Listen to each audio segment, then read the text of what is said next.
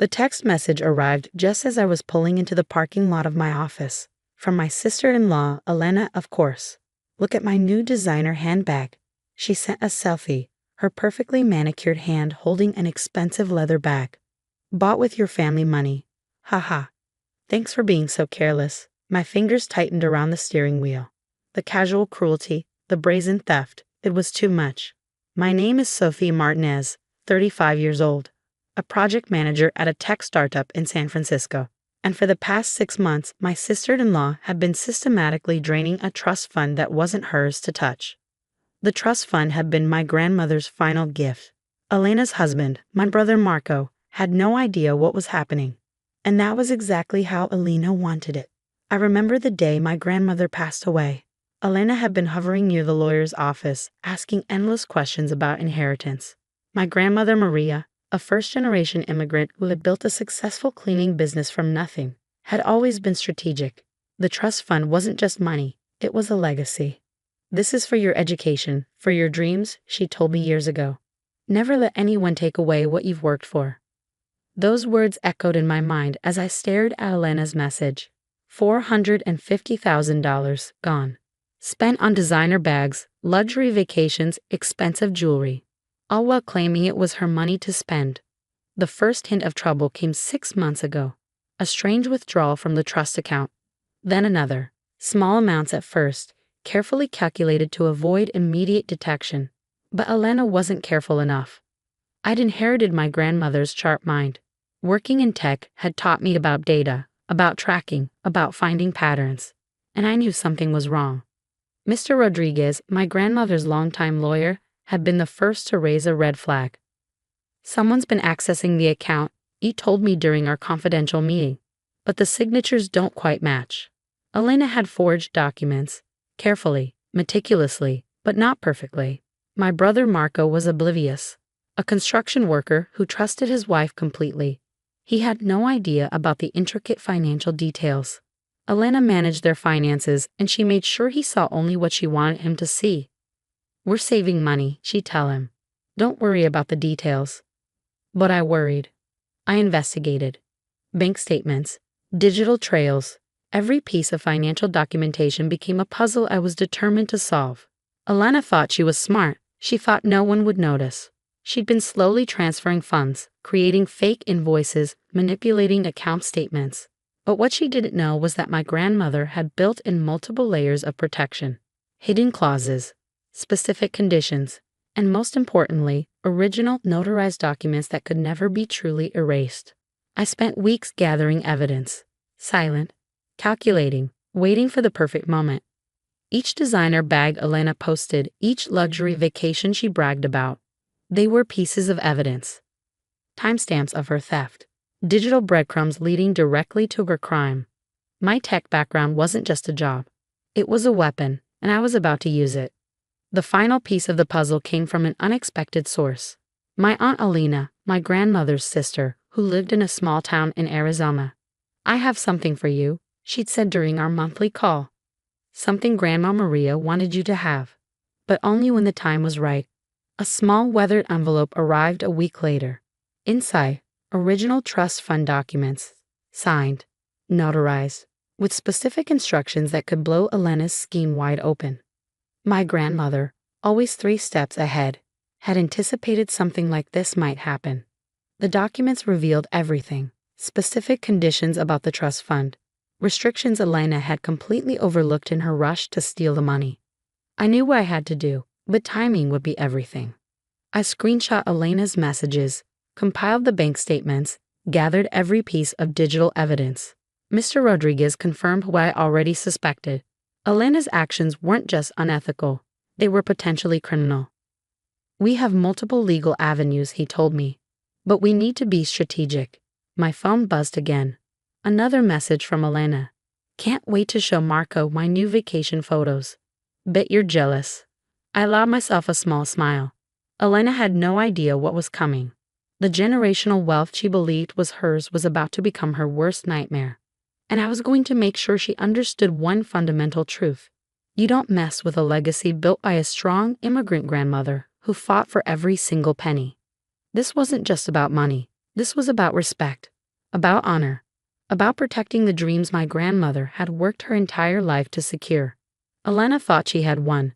She thought she had gotten away with her theft. She was about to learn how wrong she was. The family dinner was planned weeks in advance. Marco's birthday. Elena would be there, dripping in her stolen luxury, believing herself untouchable. I'd arrived early, a manila folder tucked discreetly in my leather portfolio. My parents noticed immediately. Something was different about me. Calm. Calculated. You seem intense, my mother whispered as I helped her set the table. Just wait, I replied with a smile that didn't quite reach my eyes. Elena strutted in an hour later, a new Gucci handbag swinging from her arm. Her laugh was too loud, her smile too bright.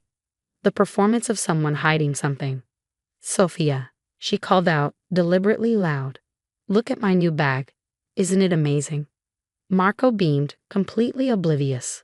My wife has such great taste. I watched, silent, waiting.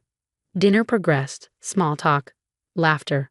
Elena continued her performance, occasionally throwing me pointed looks. Challenging, mocking. So Sophia, she said during dessert, still working that tech job. Must be hard saving money in San Francisco.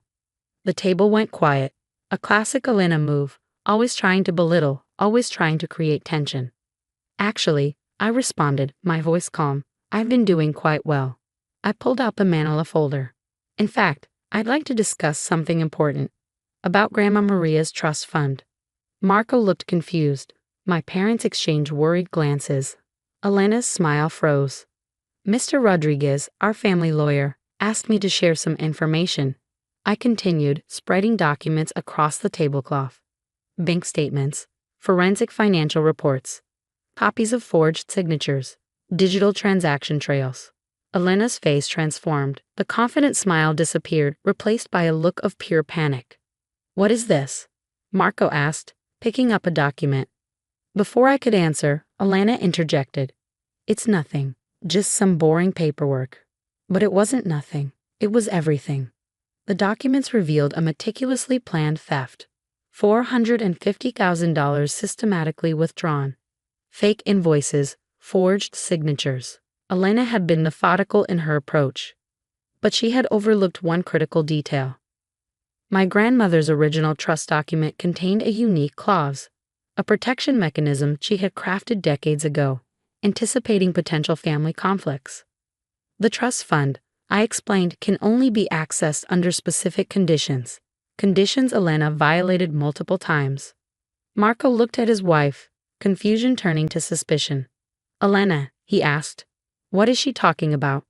I watched her carefully, saw the moment she realized her elaborate lie was crumbling. It's not what it looks like, she stammered. But it was exactly what it looked like. Mr. Rodriguez had prepared everything. Legal documentation showing each fraudulent transaction, forensic evidence tracing every stolen dollar. The luxury bags, the vacations, the jewelry, all purchased with stolen money. The bank has been notified, I said quietly. The FBI Financial Crimes Unit is involved. Marco's face went pale. Elena's confident facade completely shattered. You can't do this, she whispered. But I could, and I would. My grandmother hadn't just left me money. She'd left me a blueprint for justice. Each transaction is documented. I continued. Forged signatures, unauthorized transfers. This isn't just about the money. This is about breaking trust. Marco looked devastated. His perfect world, his perfect marriage was unraveling in front of his family. Elena tried one last manipulation, tears welling up. The victim performance she had perfected over years. It was just a mistake, she pleaded. I was going to pay it back. But the evidence told a different story. Months of calculated theft. Deliberate deception. My Aunt Elena, who had delivered the original documents, spoke up. Your grandmother always said, she told me, protect the legacy, but also give people a chance to make things right. I understood what she meant. You have two choices, I told Elena, my voice steady. Voluntary restitution and potential reduced legal consequences, or full prosecution. The table was silent, the weight of the moment hanging heavy. Marco looked at his wife, really looked at her, seeing her, perhaps, for the first time. Is this true? He asked softly. Elena's carefully constructed world began to crumble. No more designer bags. No more luxury vacations. No more stolen dreams. The generational wealth she believed was hers was about to become her greatest regret. And I was just getting started. The fallout was swift and brutal. Within days, Elena's carefully constructed world collapsed. The FBI Financial Crimes Unit began their investigation. Bank accounts frozen. Credit cards canceled. Her entire financial landscape transformed into a minefield of legal consequences. Marco moved out temporarily. Not a dramatic exit, but a quiet, devastated retreat. The betrayal cut deeper than the financial theft. It was a violation of trust that ran much deeper than money. "How could you?" he asked Elena during one of their first separation meetings. "We built everything together." But they hadn't built anything together. Elena had been building the house of cards, and I had just blown it down. Mr. Rodriguez worked tirelessly. Legal documents flew back and forth. Elena's initial bravado crumbled under the weight of mounting evidence. Her lawyer advised cooperation. The alternative was far worse. 2 months after the family dinner, we sat in a mediation room. Elena looked nothing like the confident woman who had bragged about designer bags. Her designer clothes were replaced by muted, conservative attire. Her perfectly manicured nails were now bitten down, nervous. "I want to make this right," she said, her voice barely above a whisper. But making things right wasn't as simple as she hoped. The trust fund wasn't just money. It was my grandmother's legacy. A lifetime of hard work, of immigrant struggles, of building something from nothing. Restitution, Mr. Rodriguez explained, isn't just about returning the money. The legal process revealed more than just financial theft.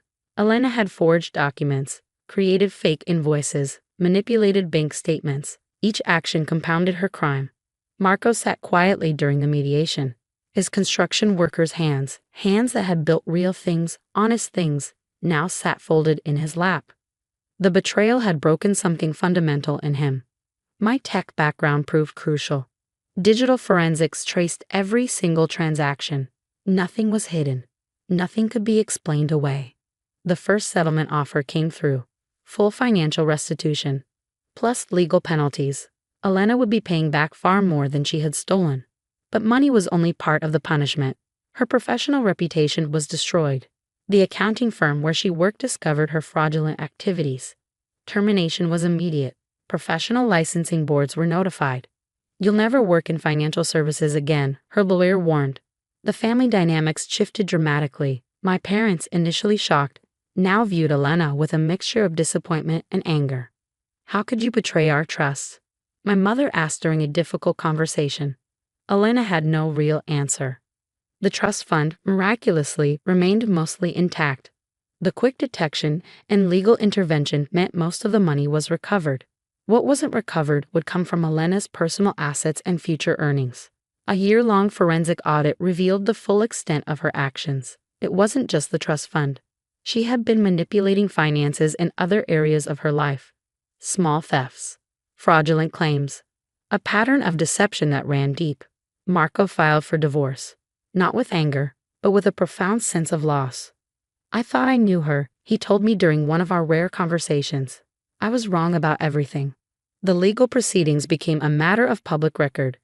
In our small community, Elena became a cautionary tale, the woman who tried to steal her own family's legacy. My grandmother would have been proud. Not of the destruction, but of the justice. "Protect what's yours," she used to say, "but always give people a chance to make things right." I had done exactly that. The final settlement was more than financial. It was about restoring dignity, about showing that generational wealth isn't just about money. It's about trust, integrity, and respect. Elena was required to pay additional legal penalties, complete financial ethics courses, maintain a clean financial record for 10 years. Her professional life was essentially over. No financial institution would touch her. Her reputation was permanently damaged.